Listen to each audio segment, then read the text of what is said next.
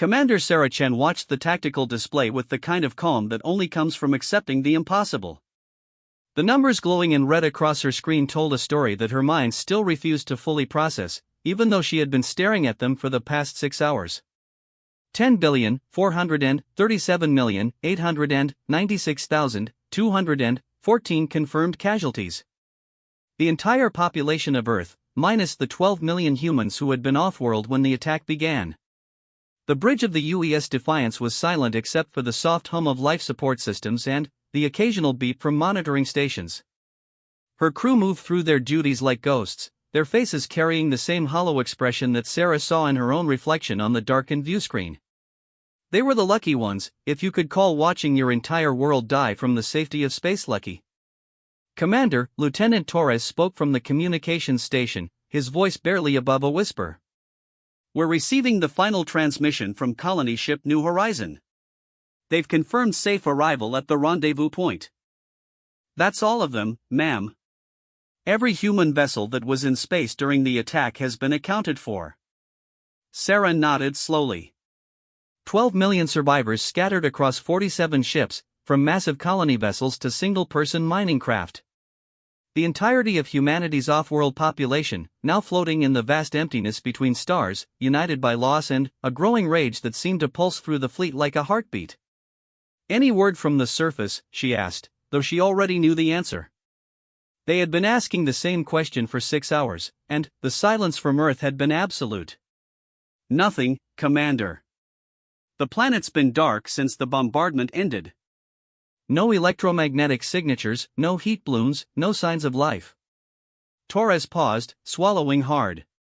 "The atmospheric readings show massive amounts of ionized particles.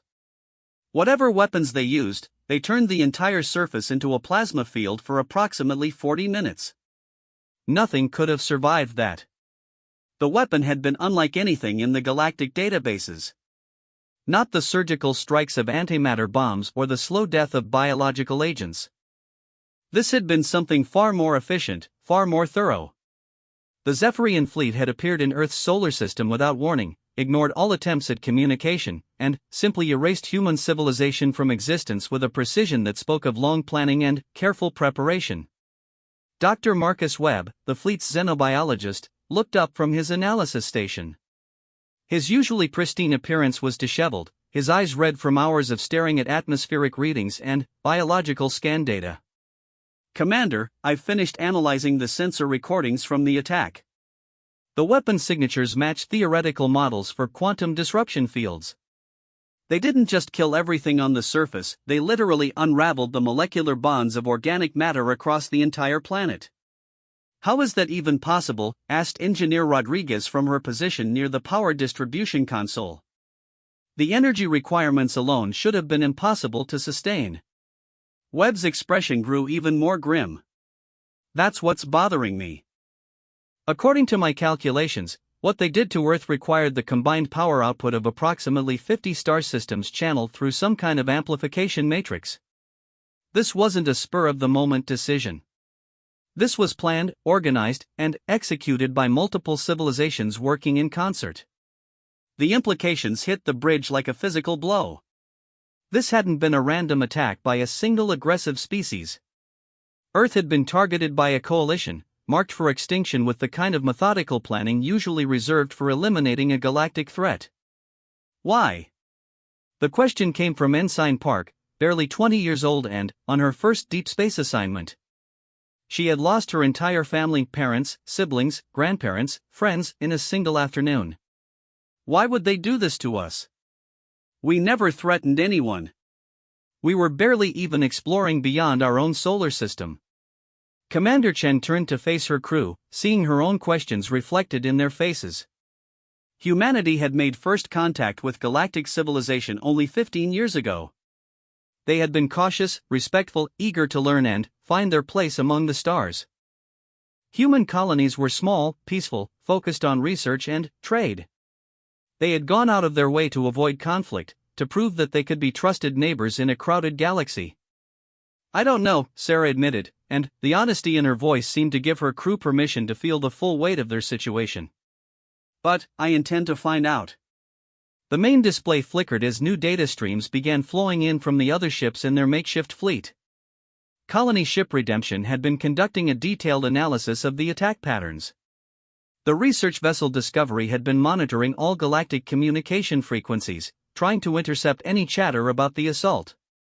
The Heavy Transport Atlas had been compiling lists of every human who had been off-world, creating a comprehensive database of survivors. What they were finding painted a picture that made the attack even more horrifying in its implications. The strike had been timed to coincide with Earth's peak population period. The attackers had somehow known the schedules of every off-world mission, ensuring that the maximum number of humans would be on the planet when the bombardment began.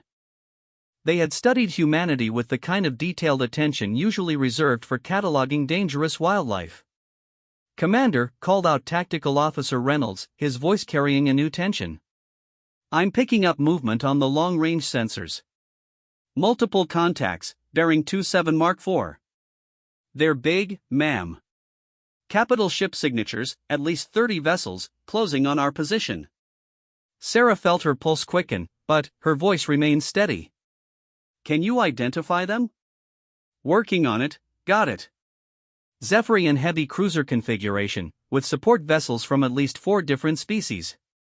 "Ma'am, I'm reading weapon signatures consistent with the ones used in the attack on Earth." The bridge fell silent as the implications became clear. The fleet that had destroyed humanity's homeworld was coming to finish the job. They weren't content with genocide, they wanted extinction. "All ships, this is Commander Chen," Sarah spoke into the fleet-wide communication system, her voice carrying to every human survivor floating in the darkness. "We have incoming hostiles. Multiple species, 30-plus vessels, weapons hot.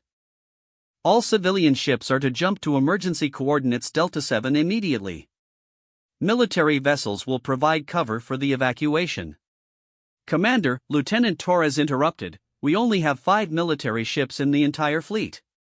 The rest are colony vessels, research ships, and cargo haulers. Against 30 capital ships, we won't last 5 minutes." Sarah looked around the bridge at her crew, at the faces of people who had lost everything and were now being asked to sacrifice their lives so that maybe, just maybe, some small part of humanity might escape to tell the story of what had happened here.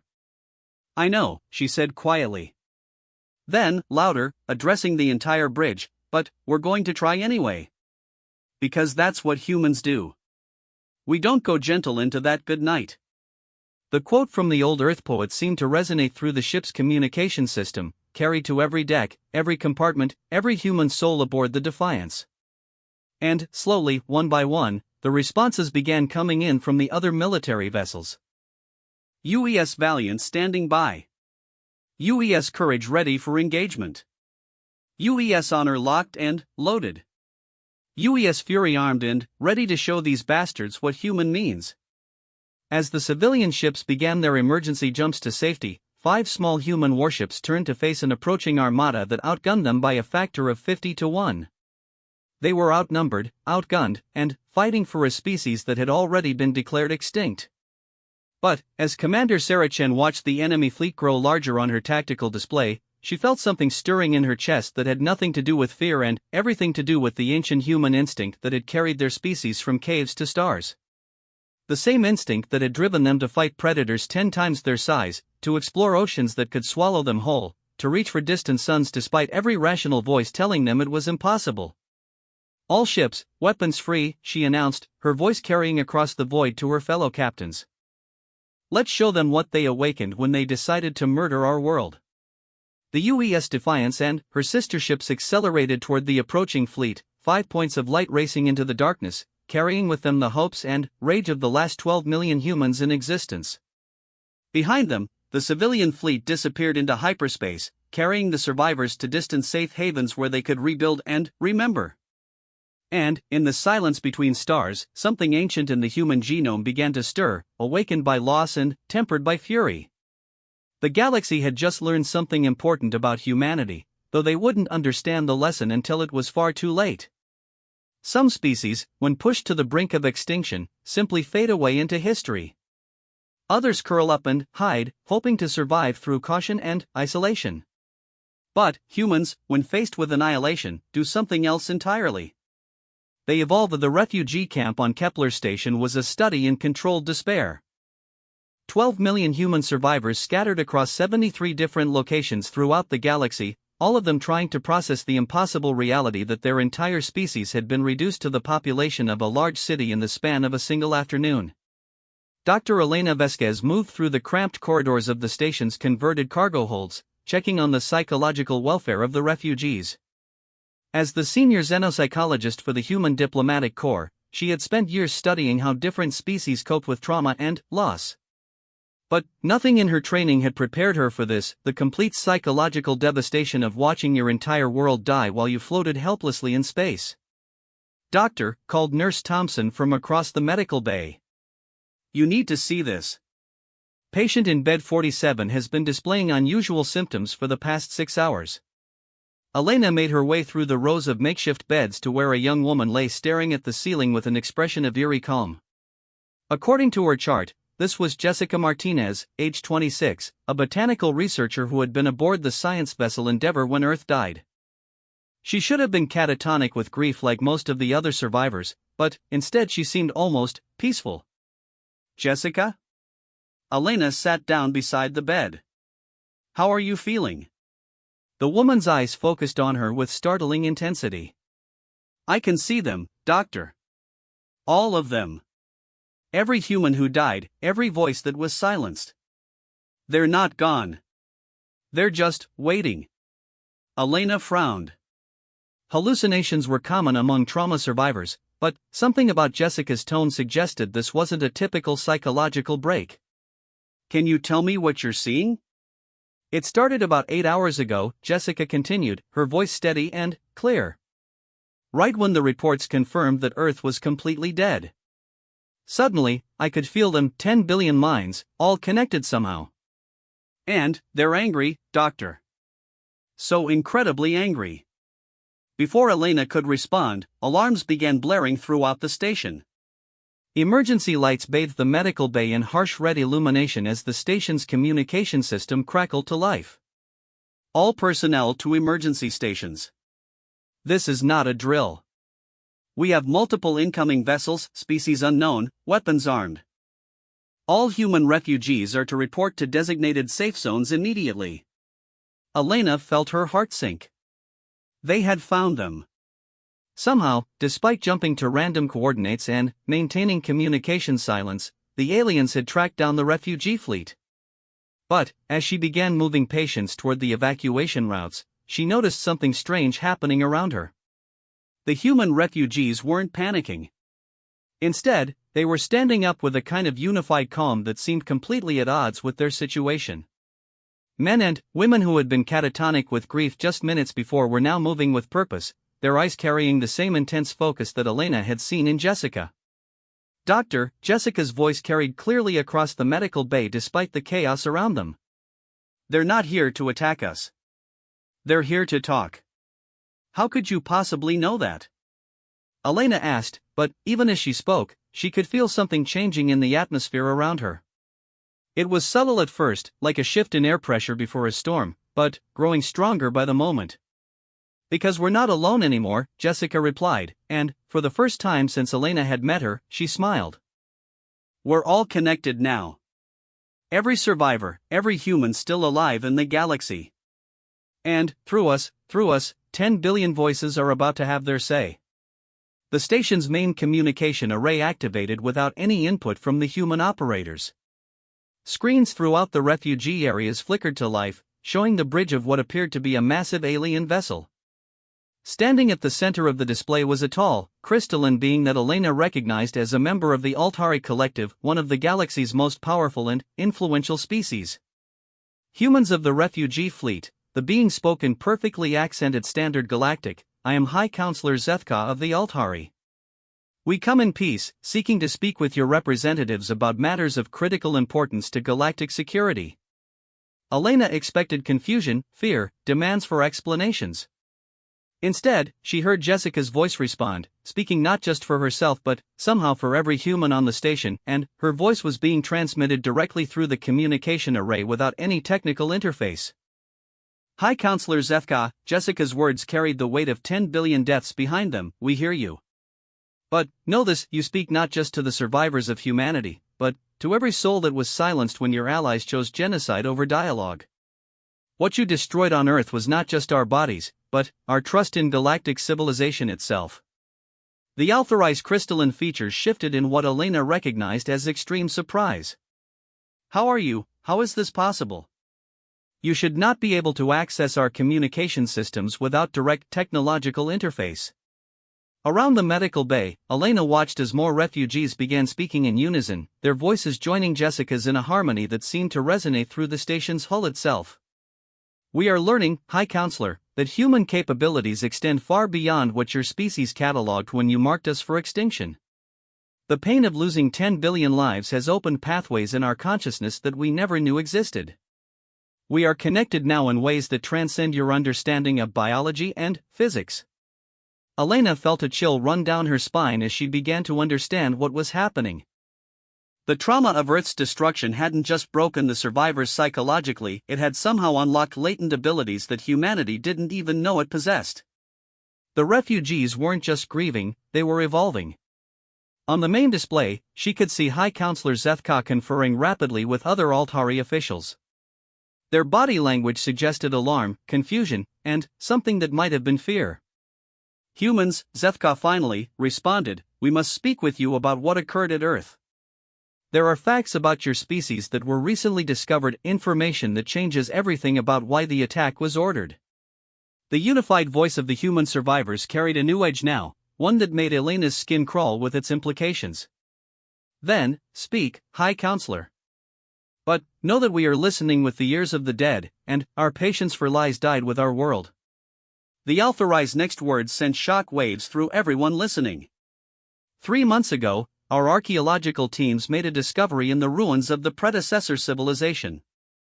We found records dating back 50 million years, describing a species called the First Builders, beings of immense psychic potential who were capable of reshaping reality through focused consciousness alone.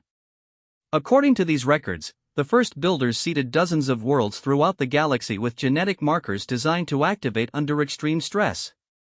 Elena felt the temperature in the medical bay seem to drop several degrees as the implications became clear. Earth was one of those seeded worlds.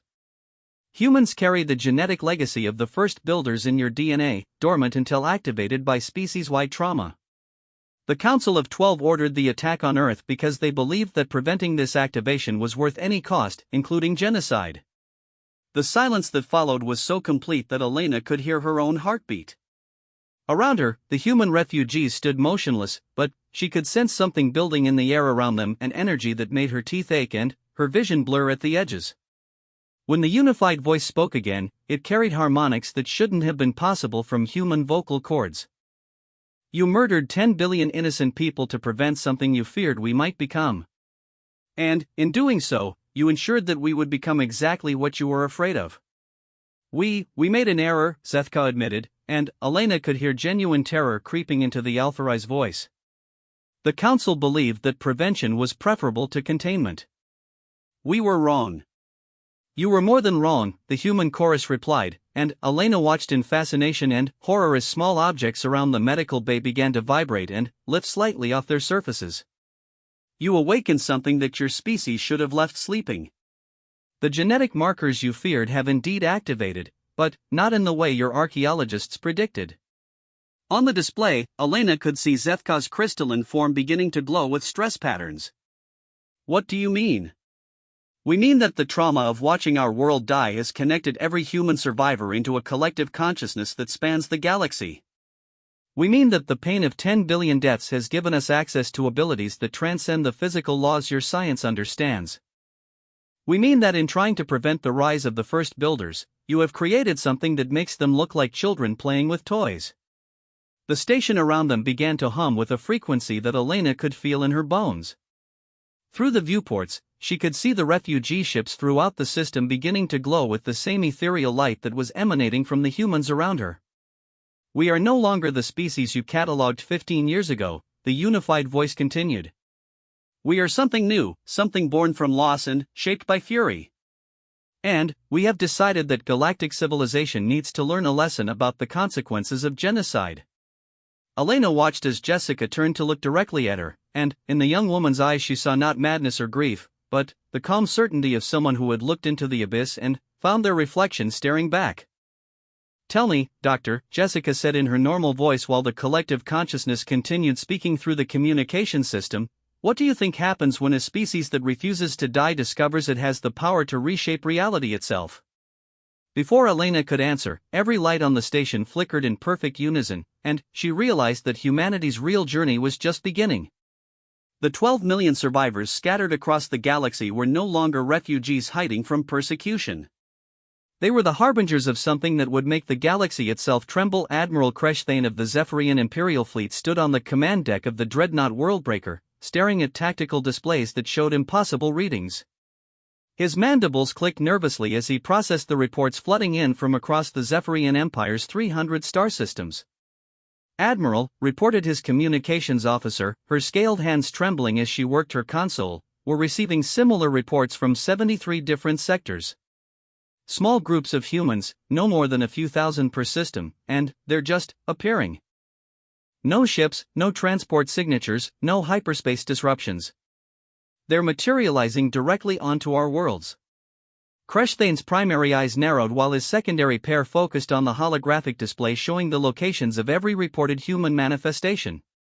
The pattern was too precise to be random. They had appeared simultaneously on every major Zephyrian military installation, research facility, and government center throughout the Empire. "How many total?" he asked, though he dreaded the answer. "Approximately 2 million humans, Admiral. All of them claiming to be survivors of Earth's destruction. And, sir, they're making demands." "What kind of demands?" The communications officer's voice cracked slightly as she read from her display. "They want access to our historical archives, our weapons research, and detailed records of every species that participated in Earth's destruction. They say they're conducting an investigation into war crimes, and that cooperation will be remembered favorably during what they call the Reckoning." Admiral Kresthane had commanded fleets through 3 major galactic conflicts. He had faced down pirates, rebels, and hostile alien invasions. But something about this situation filled him with a dread that went deeper than anything he had experienced in his centuries of military service. "Have they made any aggressive moves?" he asked. "No, sir. They've simply taken over. No violence, no weapons, no threats. They walk into our most secure facilities as if the walls weren't there, ignore our security systems completely, and begin asking questions. When challenged, they simply demonstrate abilities that our scientists say should be impossible." On the main display, security footage from the Zephyrian military headquarters on Nexus Prime began playing. Kresthane watched as a small group of humans walked calmly through multiple layers of energy barriers and force fields, the defensive systems simply parting before them like water. When security forces attempted to stop them, the humans gestured casually, and the weapons in the guards' hands simply ceased to function. "They're not using technology," whispered Dr. Vexanael, the fleet's chief science officer. "Our sensors detect no energy signatures, no electromagnetic emissions, no technological interfaces of any kind. They're manipulating matter and energy through methods that our science cannot explain or counter." The footage continued, showing the humans entering the most classified archives of the Zephyrian Empire and accessing data that should have been impossible to breach. But what disturbed Kresthane most was their demeanor. They moved with the calm efficiency of investigators conducting routine inquiries, showing no anger or desire for revenge. They were simply gathering information with the methodical precision of beings who had all the time in the universe. "Admiral," called out Tactical Officer Grenvos from his station. "I'm reading massive energy surges from the human refugee locations throughout the galaxy. It appears that every human survivor is somehow connected to these manifestations on our worlds." "What do you mean, connected?" "Sir, it's as if they're all part of a single organism. When one group of humans on Nexus Prime accessed our archives, similar groups on 72 other worlds simultaneously gained the same information. They're sharing knowledge instantaneously across impossible distances." Admiral Kresthane felt his blood chill as the implications became clear. Humanity hadn't just gained psychic abilities, they had become a collective intelligence capable of existing in multiple locations simultaneously. The 12 million survivors were no longer individuals, they were components of a single, vast consciousness that could manifest itself anywhere in the galaxy. "Admiral," the communications officer spoke up again, her voice barely above a whisper. "We're receiving a direct transmission from the human collective. Audio and visual, but it's not coming through our communication systems. It's simply appearing in our minds." "Patch it through to the main display," Kreshthane ordered, though he suspected the beings on the other end would hear him regardless of whether he used technology or not. The holographic display shimmered and resolved into the image of a human woman, middle-aged, with dark hair and eyes that held depths that seemed to extend far beyond the physical. When she spoke, her voice carried the weight of 12 million souls behind it. "Admiral Kreshthane," she said, somehow knowing exactly who he was despite never having met him. "I am Dr. Sarah Kim, speaking for the collective consciousness of humanity. We are here to inform you that your species has been found guilty of genocide against a peaceful civilization." We were following orders from the Council of 12, Kreshthane stammered, hating how weak his voice sounded. "The decision to destroy Earth was made by the Galactic Alliance, not just the Zephyrian Empire." "We are aware of this," Dr. Kim replied with the same calm tone she might use to discuss the weather. "We have already dispatched investigative teams to all participating species.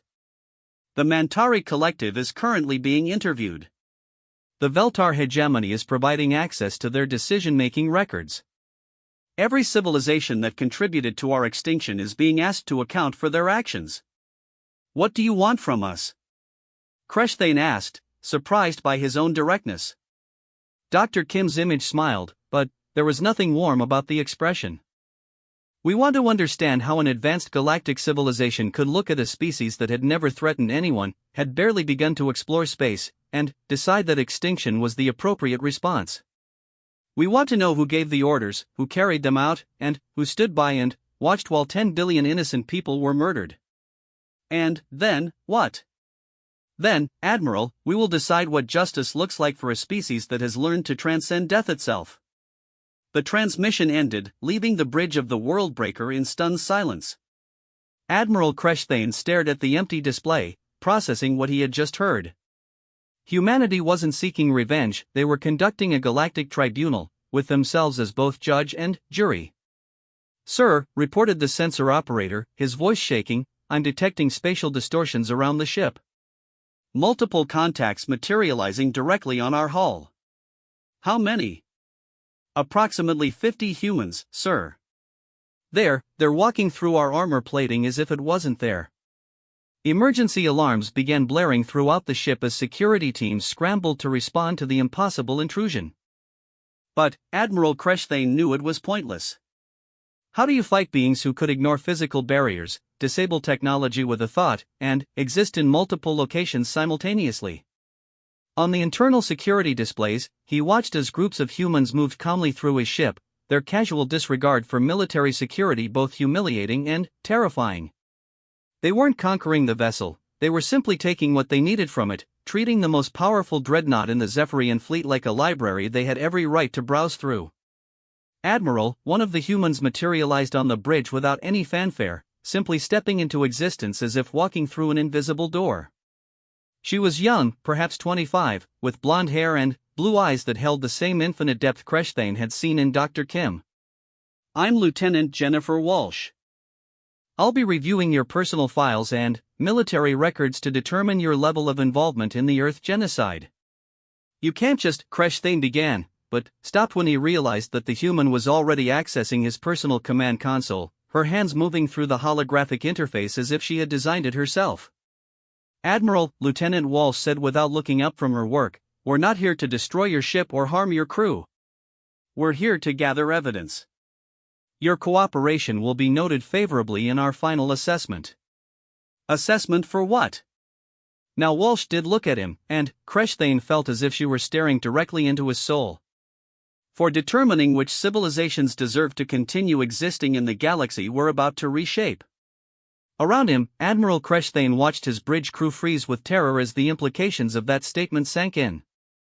They weren't dealing with a refugee population seeking asylum or a resistance movement fighting for freedom.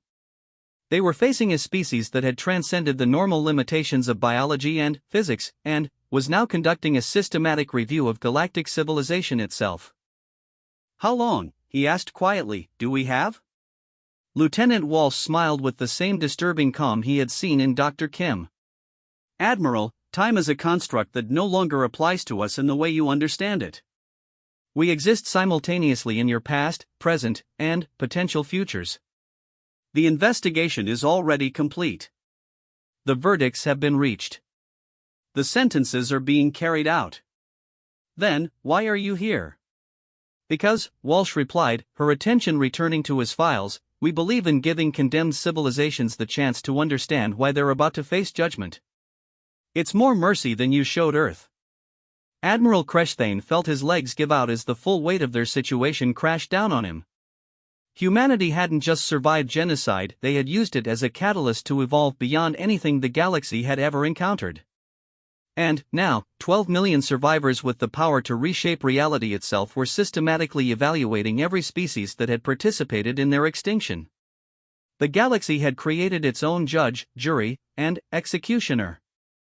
And it wore a human face. The Galactic Council chamber on Centris Prime had hosted diplomatic meetings for over 10,000 years. Its massive crystalline dome had witnessed the rise and fall of empires, the negotiation of peace treaties, and the declaration of wars that reshaped the galaxy. But it had never hosted anything quite like what was about to begin. Ambassador Velfas of the Mantari Collective adjusted his environmental suit nervously as he took his position at the defendants' table. Around him, representatives from 47 different species sat in similar positions, all of them looking like criminals waiting for sentencing rather than the proud ambassadors of galactic civilization they had been just weeks ago.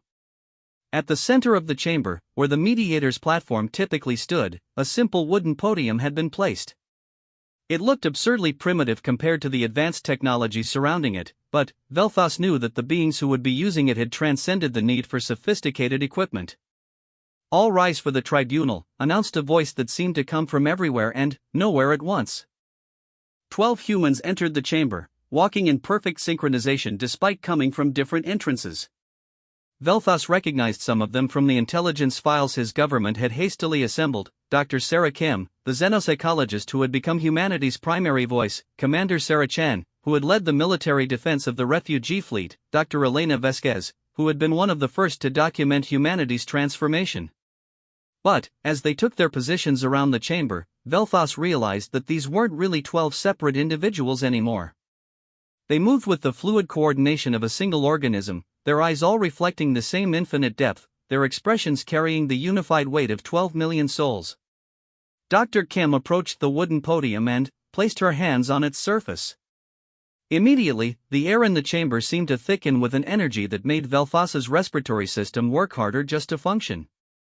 "We gather here today," Dr. Kim began, her voice carrying clearly to every corner of the chamber despite using no technological amplification, "not to seek revenge, but to seek understanding. 3 months ago, 47 civilizations made a collective decision to exterminate the human species based on fear of what we might become.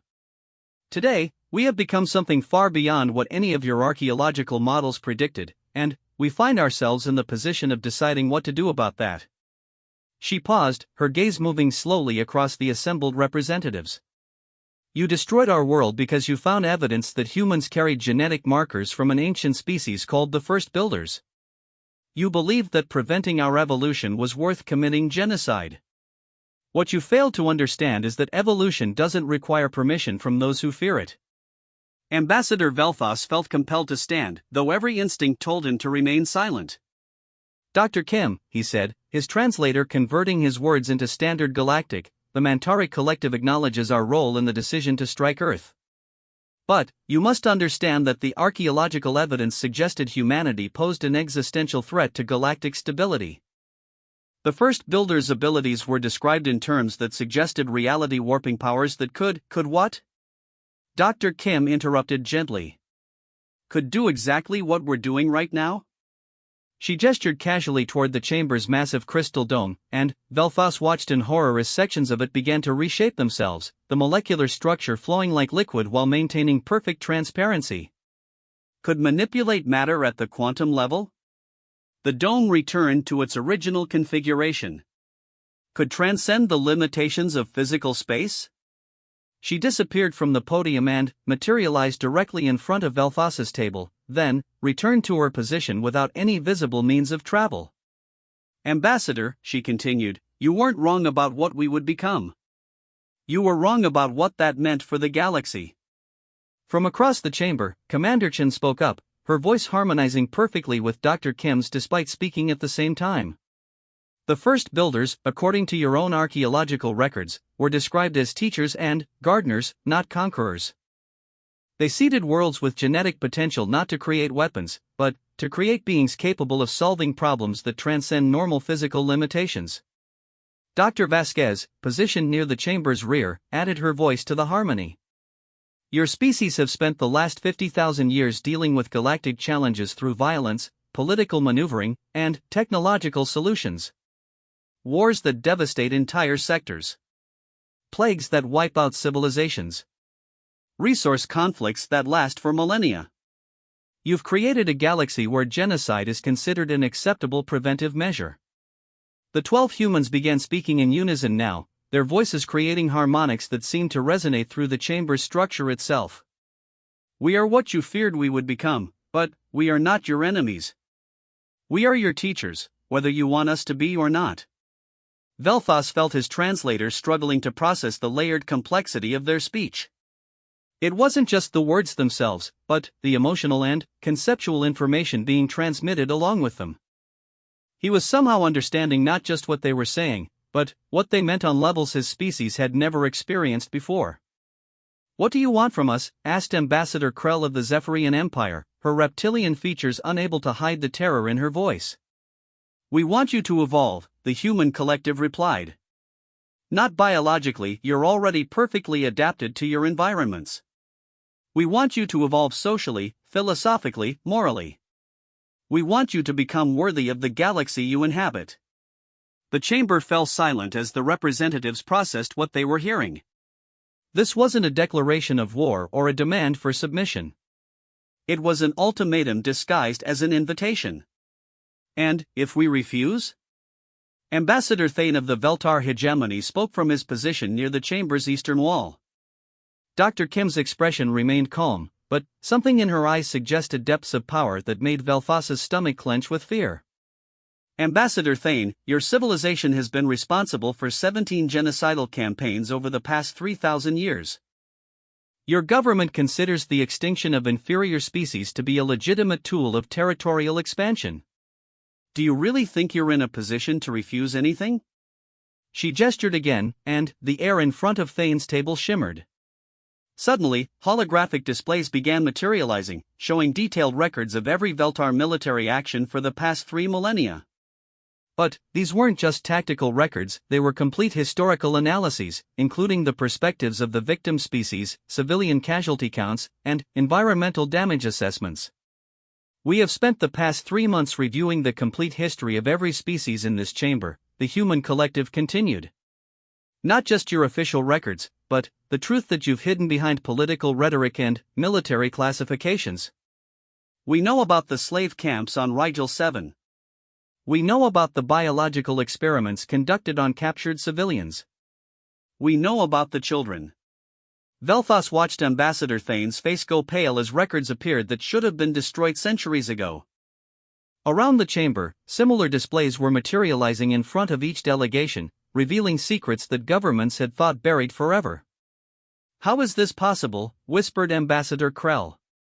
"Because," Dr. Kim replied, "when 10 billion minds died simultaneously, they left an echo in the quantum foam that underlies reality itself. We can access the memories of every sentient being who has ever lived and died, Ambassador Krell. We can see the truth behind every political decision, every military action, every choice that shaped galactic history." The implications hit the chamber like a physical force.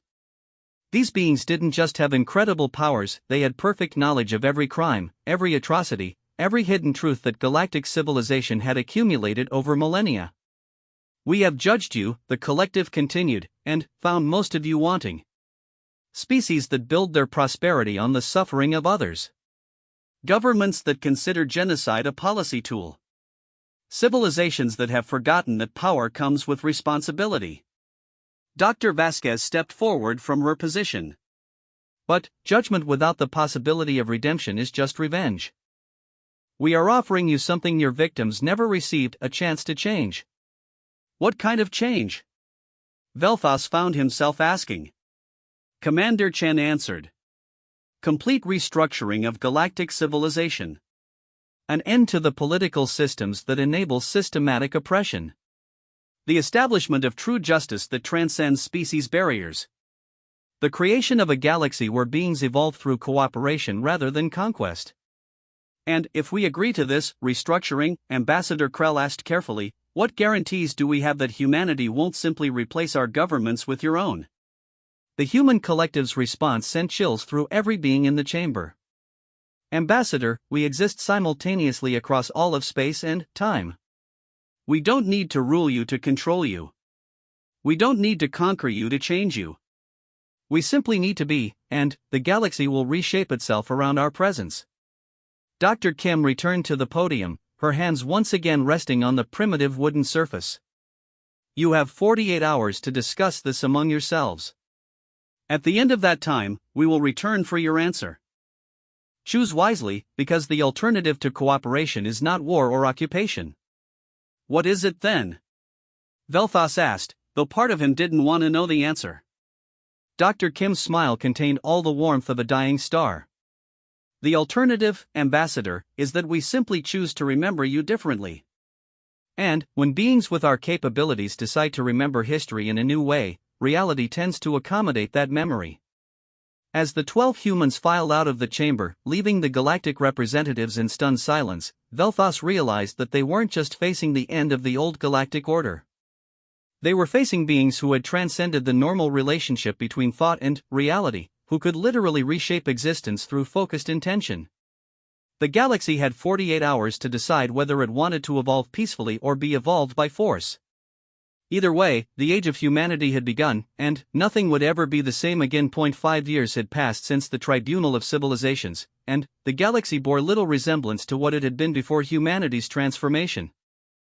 Ambassador Vel'Thas stood on the observation deck of the new Centris station, watching ships from hundreds of species dock peacefully at the massive facility that had replaced the old political center of galactic civilization.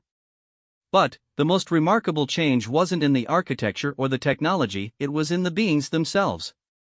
Where once there had been rigid caste systems and species-based hierarchies, now there were fluid communities of mixed populations working together on projects that would have been impossible under the old order. It's remarkable, isn't it?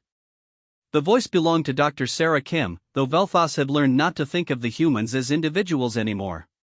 She materialized beside him with the casual ease that still made his respiratory system flutter nervously.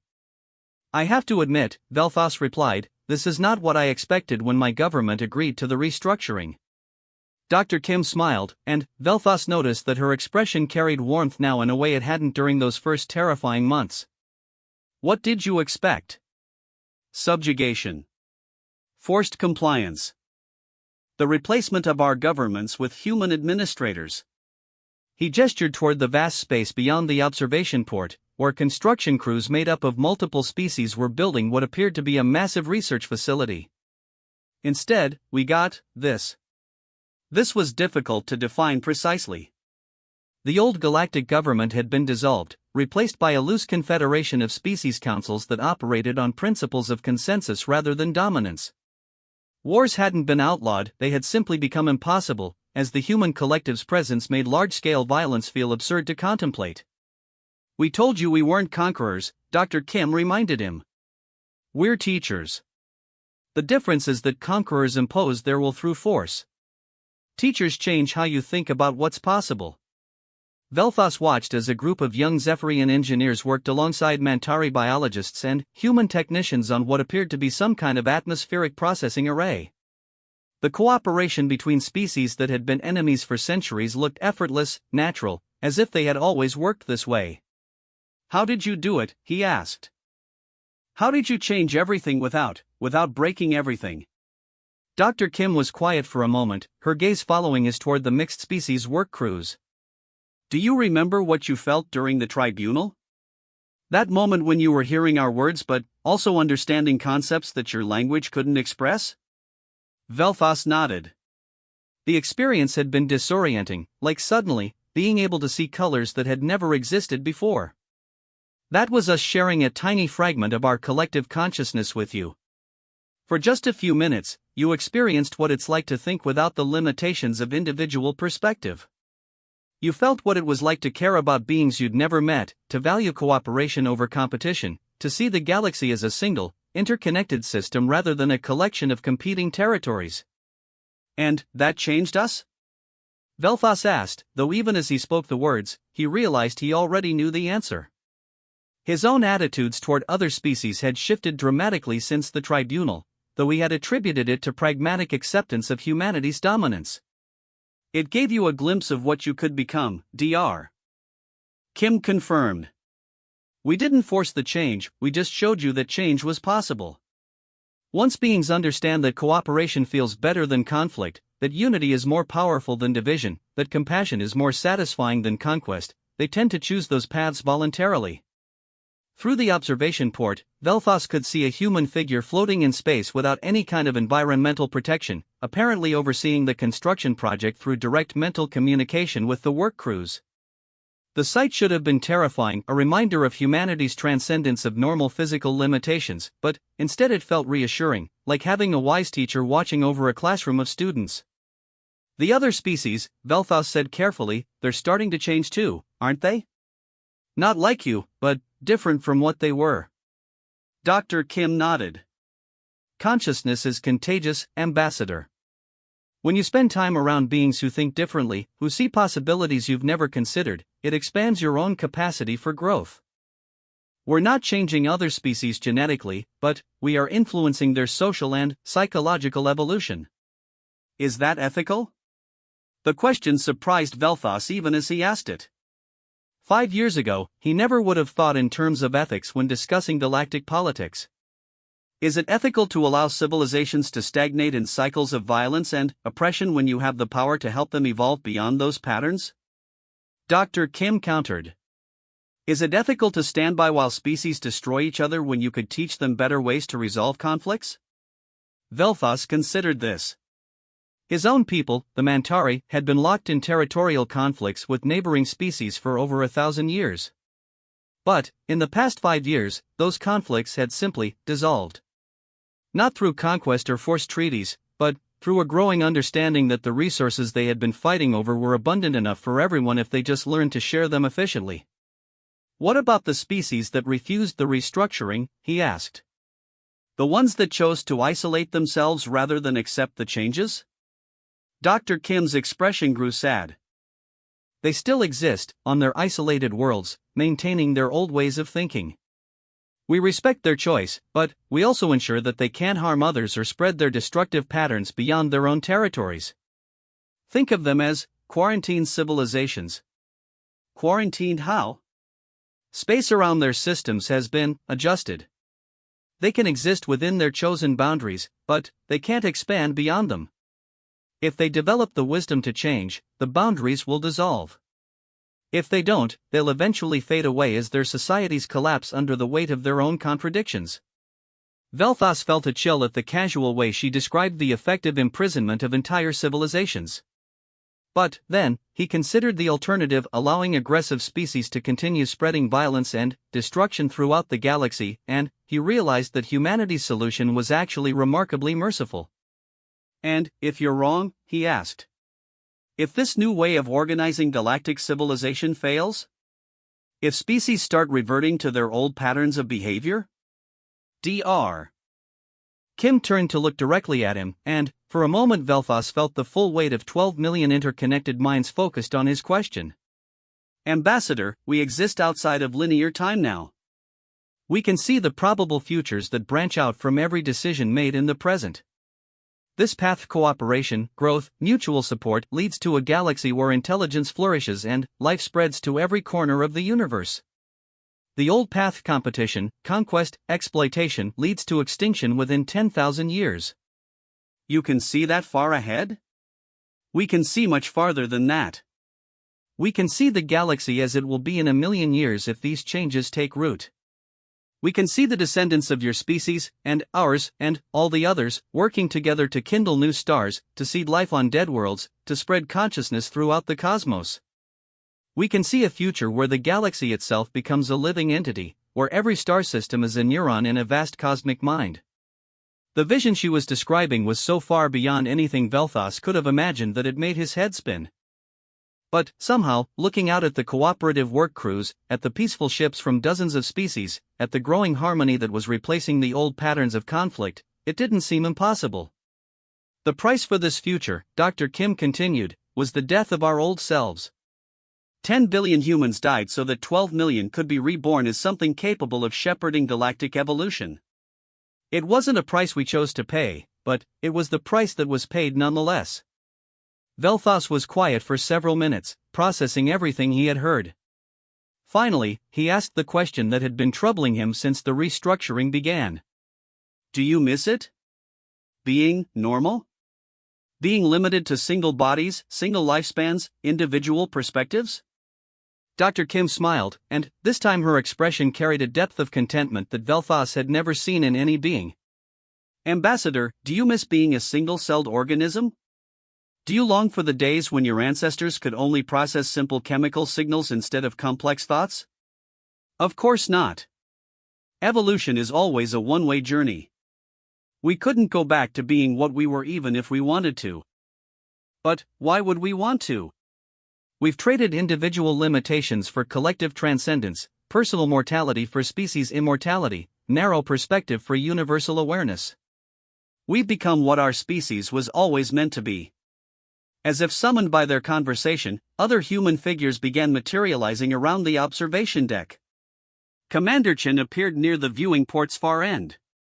Dr. Vasquez materialized by the deck's central column. Others followed, until a dozen humans stood scattered throughout the space, all of them sharing the same expression of calm certainty. The galaxy is growing up, Ambassador, they said in unison, their voices creating harmonics that resonated through the station's hull. Your species, all the species, are learning to think beyond the limitations that held them back for so long. In a few generations, the cooperation you see here will seem as natural to them as breathing. The old patterns of violence and exploitation will be remembered only as historical curiosities, the way you now remember the age when your ancestors fought over scraps of food in caves. Vel'Thas felt something shifting in his own consciousness as he listened, a expanding of perspective that made him suddenly aware of connections he had never noticed before. He could sense the contentment of the work crews outside, the satisfaction of species finally able to pursue their interests without fear of attack, the growing excitement of civilizations beginning to explore possibilities they had never dared imagine. We're all evolving together, he said, and realized as he spoke that it wasn't a question but a statement of fact. Yes, the human collective replied. And this is only the beginning.